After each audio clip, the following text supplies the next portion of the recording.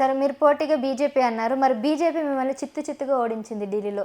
కంచుకోటగా ఉన్నటువంటి ఢిల్లీ దాదాపుగా 28 ఏళ్ల తర్వాత ఆమ్ ఆద్మీ పార్టీని ఓడించింది బీజేపీ.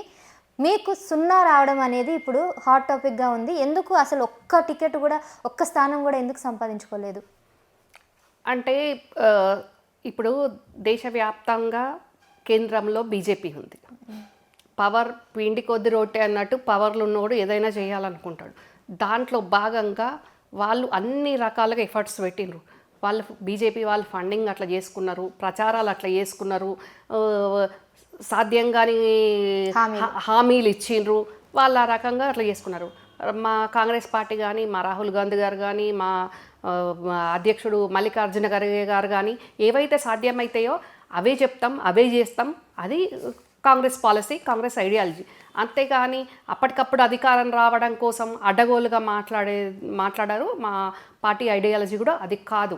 ఇంకా అసలు ఈరోజు మేము చీల్చిన ఓట్ల వల్లనే అక్కడ బీజేపీ ఈరోజు ఢిల్లీలో అధికారానికి వచ్చింది. కాంగ్రెస్ పార్టీ ఓట్లు చీల్చలేకపోతే అసలు మళ్ళీ ఆపే వచ్చేది, బీజేపీ వచ్చేది కూడా కాదు. ఇక ఇక్కడ ఉన్న కొందరి వ్యవహారాల వల్ల కూడా అక్కడ ఈరోజు ఆ పరిస్థితి వచ్చింది. ఆగమైపోయింది. అక్కడ ఆ పరిస్థితి రావడానికి కవిత గారు కూడా ఒక ముఖ్య కారణం అనొచ్చా? లిక్కర్ కేసు డెఫినెట్గా కదా. ఇప్పుడు లిక్కర్ కేసు అనేది అది ఒక రాష్ట్రానికి పరిమితం కాలేదు, ఒక తెలంగాణకో ఒక ఢిల్లీకో పరిమితం కాలేదు. దేశ విదేశాలు ఆ లిక్కర్ స్కామ్ గురించి చూసిండ్రు, ఏం జరిగింది, ఎట్లా జరిగింది, ఏంది అని. మరి దాంట్లో ఏదైతే అవినీతి మీద పోరాటం చేస్తా, అవినీతి మీద పుట్టిన ఆపు పార్టీ మరి అదే అవినీతిని ఏమంటారు, మేకవన్నయ్య పులిలాగా ఆ ముసుగు దొడుక్కొని అవినీతి మీద పోరాటం చేస్తా అనే ముసుగు దొడుక్కున్న కేజ్రీవాల్ మరి ఇదే తెలంగాణ లీడర్లతోటి, ఇదే కవితతోటి మరి లిక్కర్ స్కామ్ చేస్తే ఈ గతి దాపరించకుంటే ఇంకేం గతి దాపరిస్తుంది? మీకు ఐడియా ఉందండి అసలు ఆమ్ ఆద్మీ పార్టీకి బీఆర్ఎస్కి ఏమైనా లింకులు ఉన్నాయా? కవిత గారిని ఎందుకు ఈ లిక్కర్ స్కామ్లో ఎంచుకోవడం జరిగింది? అసలు ఏం జరిగి ఉంటుంది, మీకు ఏమైనా అవగాహన ఉందా? డెఫినెట్గా చాలా మంచి లింకులు ఉన్నాయి. కేజ్రీవాల్ గారు ప్రగతి భవన్కి వచ్చిపోయినరు, వీళ్ళు కేజ్రీవాల్ గారి నివాసానికి పోయినరు, అఫీషియల్ ఆఫీసులకు పోయినరు, సీఎంఓకి వెళ్ళినరు, అన్ని రకాలుగా లావాదేవీలు చేసుకున్నారు, అన్ని రకాలుగా అండర్స్టాండింగ్ ఉంది, అన్ని రకాలుగా ఫండింగ్ కూడా జరిగింది.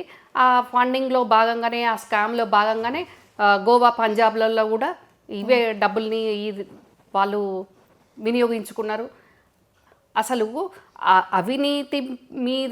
అవినీతి అపోజిట్గా పుట్టిన ఆ పార్టీ దేనికోసమని బీఆర్ఎస్ సపోర్ట్ తీసుకోవాల్సి వచ్చింది? ఏం అవసరం? పేదల కోసమే వచ్చినటువంటి ఆమ్ ఆద్మీ పార్టీ. నిజం చెప్పాలంటే మీరు అన్నట్టు అవినీతి కోసమైనా పేదల కోసం వచ్చిన పార్టీ దాదాపుగా దశాబ్ద కాలం పాటు అనుకుంటా కదా పార్టీలో ఉంది. చిత్తుగా ఓడిపోవడానికి ఒక లిక్కర్ స్కామే కాకుండా బీజేపీ రీసెంట్గా విడుదల చేసినటువంటి బడ్జెట్ విషయంలో కూడా ఆకర్షితులయ్యారు అని అంటున్నారు. ఇది వాస్తవమేనా? ఇది తప్ప అండి. ఆ పార్టీ అనేది పేదల కోసం వచ్చిన పార్టీ అసలే కాదు. పేరుకే పేదలు, కానీ ఎప్పుడు వాళ్ళు పెద్దల అండదండల కోసం, పెద్దల ప్రాపకం కోసం తాపత్రయ పార్టీ ఆ పార్టీ.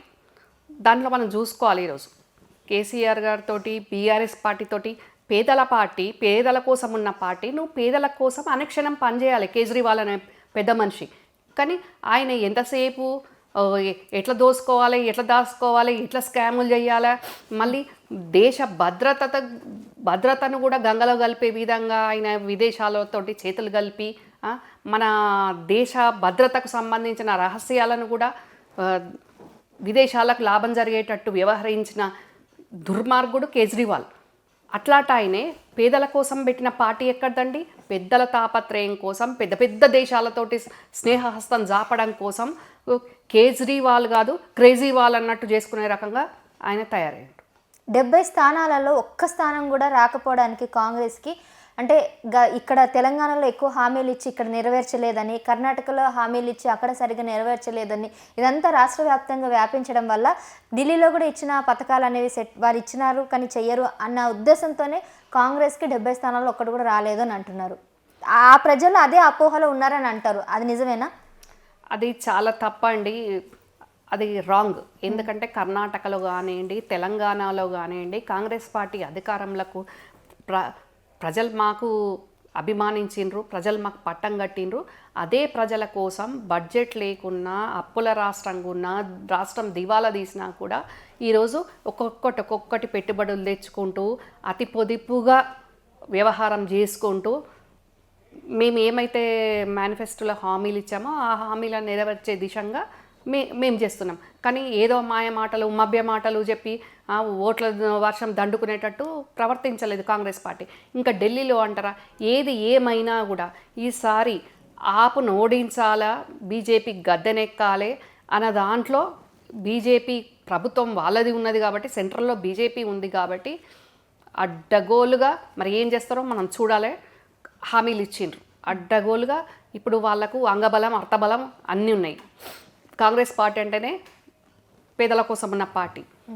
ఇప్పుడు మరి మేము వాళ్ళలాగా మాకు అంగబలం ఉన్న అర్ధబలం లేకుండా అయిపోయింది కాంగ్రెస్ పార్టీకి.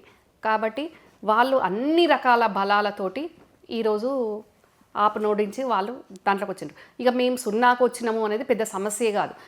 ఎందుకు అనంటే ఇక్కడ ఏ రకంగా అవినీతి, ఇప్పుడు అవినీతిలో కంప్లీట్గా కూరుకపోయిన ఆ పార్టీని దాంతో మేము పొత్తు పెట్టుకోలేము.